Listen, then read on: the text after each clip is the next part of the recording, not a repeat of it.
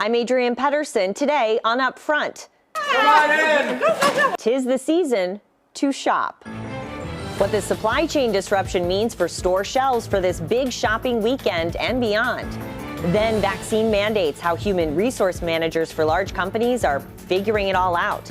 And gender pronouns, the lawsuit some parents have filed over pronouns and parental rights. Taking on the issues important to Wisconsin.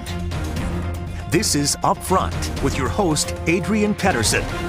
Hello, and thank you for joining us. This weekend traditionally kicks off the big holiday shopping season, but this season, higher prices and fewer goods might make holiday shopping a little less merry. You've heard about the supply chain crisis by now. Products from overseas bottled up at ports and not quickly finding their way to retailers. So today we're taking an in-depth look at the supply chain disruption. What's causing it, and are there signs it's getting any better? We're joined now by Dr. Marco Bostel, the director of Marquette University Center for Supply Chain Management. Thanks for being here today. Thank you very much for having me, Adrienne. It's a very interesting issue, and let's just start off by why is this happening, especially here locally in Wisconsin?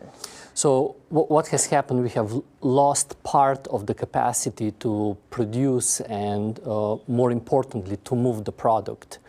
So for a consumer to get the product in their hands, first it has to be produced and then it has to be actually transported all the way to where the demand is, ultimately where we want to buy it. And for a variety of reasons that we're going to touch a little bit later, we have lost some of that capacity and ability to physically move the product. And how will this impact the consumer, especially with the holiday shopping season? Well, I think consumers are really dealing with three things. Collectively, we'll be dealing with higher prices and then delayed orders. So, for example, when you're placing your order, it may come later than we normally anticipated in the past. And in some circumstances, we'll find empty shelves as well. And have you ever seen it this bad? No.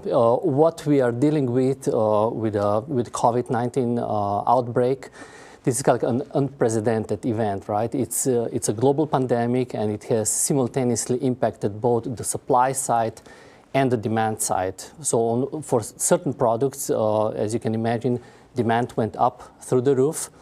And as well, it impacted our ability to produce, particularly for the products that we are importing. Asia, for example, is not yet at the capacity where it was prior to COVID.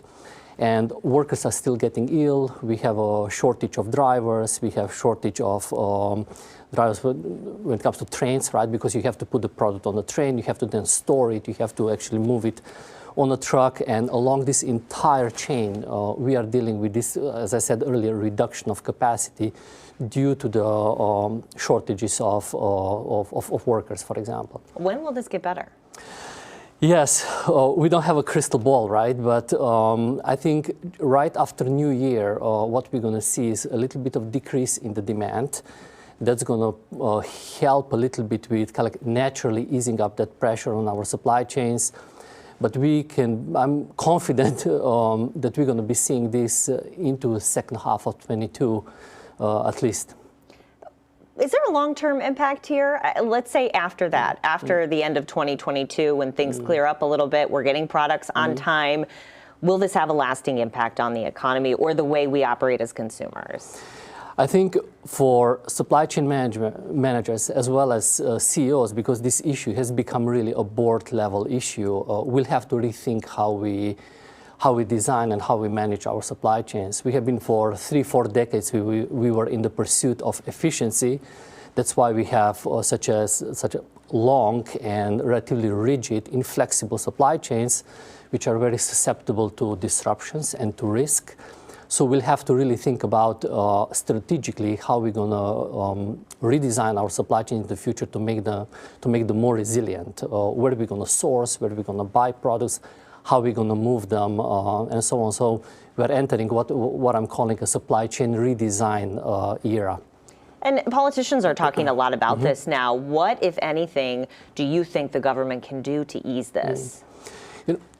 As you know, the first bigger intervention was opening the LA port 24/7. So most of our goods, over 50% of the goods that we are importing in the United States, are actually coming in through the West Coast.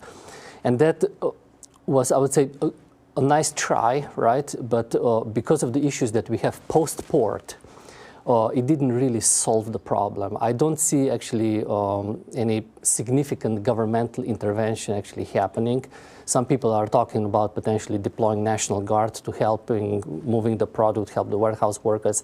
I don't see really that happening. I think what's going to happen is that natural ease off once the demand actually starts going down, and we just have to actually deal with it for a little while. And then think strategically how we can actually improve our supply chains in the future so we don't experience issues like this again. What industry would you say is most impacted right now? Anyone. Yeah, so that COVID did not distinguish between one or another industry.